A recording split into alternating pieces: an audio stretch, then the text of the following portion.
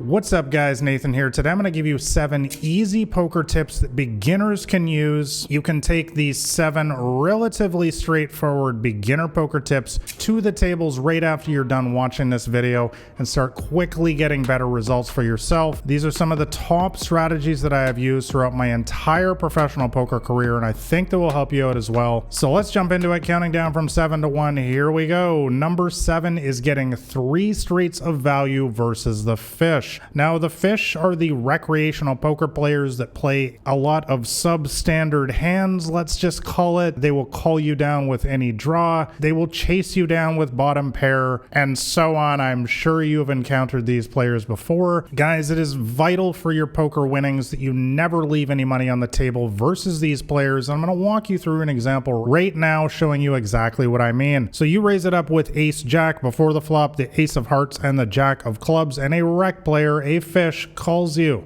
So let's go see the flop now. The jack of diamonds, 8 of spades, and 5 of spades. So you make a bet here and they call. Pretty standard spot. There's not a whole lot of deep analysis here. We hit top pair. We're going to be making a bet here. And by the way, I'm going to have some examples coming up later on in the video where we don't hit anything at all. So make sure you stick around for those. But anyways, when the recreational player calls me here on the flop, I'm not really putting too much into this. There are a ton of draws on this board. A hand like 9-10, for example, has an open-ended straight draw, and a hand like 7-6 also has an open-ended straight draw. There is also a flush draw on this board. If this player has any 2 spades, they're looking for a 5th spade. And also, crucially, they can have so many worse pairs. For example, a king jack, a queen jack, a jack 10, a jack 9, an ace 8, a king 8, a queen 8. I think I could go on and on, guys. I think you get the idea. They could also have pocket 10s, pocket 9s. There are so many worse hands that this player can have. Remember, this is a fish, a recreational poker player. They play all sorts of crazy hands. So let's go see the turn now. Turn comes with a 3 of hearts, which is the complete proverbial brick. So we're going to be betting here again. There's really no reason to screw around, guys. As I always talk about in these videos and in my books, you never want to be getting fancy versus this specific player type. Believe me, guys, they are not thinking on any deeper level besides what do I have, does it connect with the board, and do I like my hand? So there's no point in getting tricky, guys. Is just going to go completely over their head. If they have a pair, a draw, or something of the sort that they like, they're going to call. So just go ahead and make the bet again, but they call. So let's go see the river now, which comes down with the king of hearts. Guys, the crucial thing to understand here is that you should be betting again. You don't want to get shy just because an overcard has come on this river. Remember, guys, this is only a very small portion of their range. There are so many worse hands that they will call you down with here. And I would recommend only betting around 50% of the pot here, by the way, on the river. So for example, the pot's $100, you bet $50,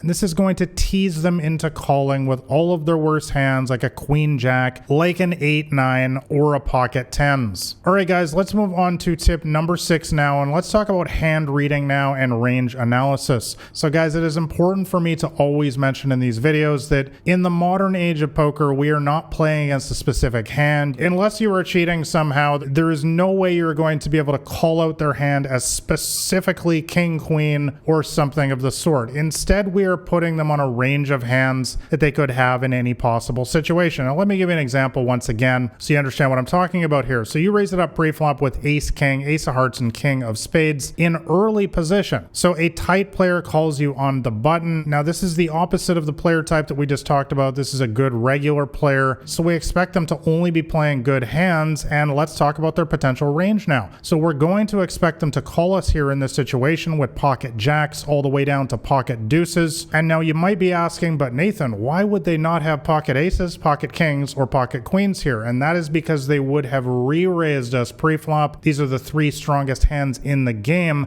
and therefore when they just call here before the flop, it is very unlikely that they have one of these hands. I hope you're starting to see the basics of how we hand read in poker, and this is what professional poker players like myself are constantly doing when we enter a hand of poker. We're putting them on a range of hands like this. We're discounting some hands. We're taking into account player type, positions at the poker table, and so on. Let's continue with this player's range. I would also put this player on hands like ace queen, ace jack, ace 10, king queen, king jack, queen jack, and a couple suited connectors like, for example, a 10-9 of hearts or a 9-8 of spades. And I expect them to fold literally everything else. Remember, guys, tight player, they're not playing all sorts of trashy hands like our fishy friend in the previous example. And also when they just call before the flop, we can toss some hands out of their range like pocket aces, pocket kings, pocket queens, and also ace king. That's why ace king is not included here, because we would also expect them to re-raise with that hand. So guys, this is basic hand reading in a nutshell. And let's move on to tip number 5 now, which is to never get too high or too low. So guys, let me give you some wisdom here as a 10+ year professional poker player. You are going to have endless ups and downs in this game, winning days, winning weeks, losing weeks, and so on. Let me give you an example from some of my recent results. Day 1, win $500. Who cares? Day 2, lose $300. Who cares? Day 3, lose $400. Who cares? Day 4, win $1,000. Who cares? Day 5, win $200. Who cares? Guys, I hope this simple illustration here gave you an idea about how a professional poker player thinks of this game. They understand that it is an endless up and down roller coaster. There is absolutely no way to predict your results on a day-to-day basis. The only goal of this game is to have more winning days than losing days, but you're going to have plenty of losing days, and you can't allow yourself to get emotional about them. So do not get too high when you have a big winning day, and conversely, do not get too low when you have a big losing day. All right, guys, let's move on to tip number 4, and that is to hammer on the weaker players. So guys, you want to 3-bet, which is re-raising before the flop with, of course, all of your strong hands like pocket aces, pocket kings, pocket queens, ace king, and so on. I don't need to tell you that. This is some of the fundamentals of winning poker that you're probably already familiar with. However, what a lot of people miss these days is that you also want to be light 3-betting sometimes, especially against the weaker players. And those are players, by the way, who are looking for a reason to fold. And when I say light 3-betting, the reason why I say light is because you're doing with a hand like 9-8 of hearts, which is technically a speculative hand. It's nowhere near in the category of pocket aces, pocket kings. This is one of those hands that is looking to hit some sort of monster flop to catch something like a pair and a flush draw, or a straight draw, or 3 of a kind, something like that. And you specifically want to re-raise with these hands sometimes, not all the time, but sometimes,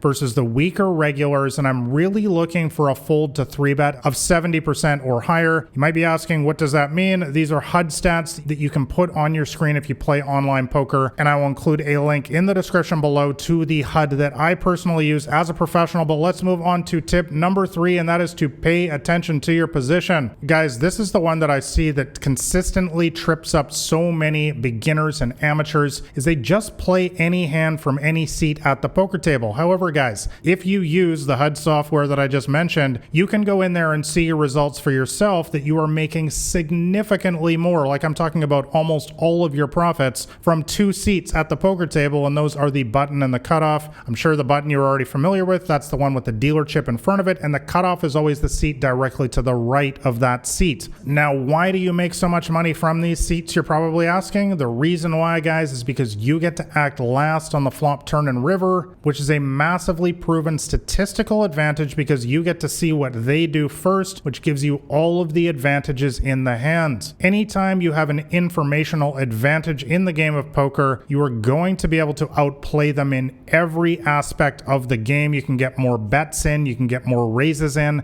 and you can even fold your hand and save yourself money if you believe them and you think that they have the best hand. So guys, I'm not saying to never play hands from EP, MP, SB, or BB, and by the way, that stands for early position, middle position, small blind, and big blind. You definitely do want to be playing hands from these seats. However, you want to be very biased in your starting hand selection and play the majority of your hands from the button and the cutoff, the 2 most profitable seats at the poker table. And by the way, if you want to know all of the hands that I suggest playing in your poker games, I have diagrams showing you exactly what hands to play in my free poker cheat sheet, and I will link that up as the top link in the description below. All right, guys, moving on to tip number 2, and that is to just call versus aggressive players. So guys, it is no secret that the games these days are full of aggressive poker players. This is the style of play that I teach, after all, because it is the best style in my opinion. It allows you to lean on other players and allows you to pick up a lot of pots when nobody really has anything by simply forcing other people to fold. And now the mistake that a lot of people will make though against aggressive poker players is trying to fight fire versus fire, basically trying to bluff them back. Guys, that's the wrong approach in this situation. What you want to do against these players instead is just call. Just allow them to hang themselves, induce the bluff. Let me give you an example once again. So you have have pocket nines on the button. Remember, we just talked about how that's the best seat at the poker table, and a loose and aggressive player raises in either early position or middle position. You want to just flat call in this position, guys. And the reason why is because if you raise here, you were just opening the box for them to bluff you back. And that's really problematic when we have a good but not great hand like pocket nines, which loves to see a flop here, especially in position, but doesn't want to overinflate the pot pre-flop by allowing this player to potentially make a big bluff against us. So guys, in situations like this where you have one of these pretty good but not the absolute best hand possible, you really want to just be calling in a spot like this. Let this player continue to be aggressive after the flop, and if you catch a decent flop with a hand like pocket nines, you want to continue on making the call. All right guys, my number one easy poker tip for beginners, and that is to visualize success. Guys, I used to take this quite literally. I would actually put my winning graph as my wallpaper on my laptop, and I still do to this day, by the way, just to remind myself of what's real. That is my long-term success in this game, and really this just allows me to keep myself centered when things start inevitably going south for me at the poker tables, as they will again and again for you as well. Everybody has losing days, guys, losing weeks, and sometimes losing months, and therefore it is unbelievably important that you are able to stay focused on your long-term winning results in this game. And I'm going to also say that there is a lot of chatter at the poker tables these days. There is a ton of ego in this game. If you become a successful poker player, you absolutely will get haters, whether it's at the poker table or online. Guys, you need to learn how to just tune that stuff out. They're just jealous of your success. You stay focused on the only thing that matters. Remember that winners only focus on winning more, and that's why they succeed. Stay strong, keep playing the right fundamental strategy, and you're going to succeed over the long run. All right, guys, if you want to know the correct strategy to succeed in poker, make sure you grab a copy of my free poker cheat sheet. That will be the top link in the description below. Like and subscribe if you found this video helpful. All right, guys, all the best at the poker tables, unless you're on mine.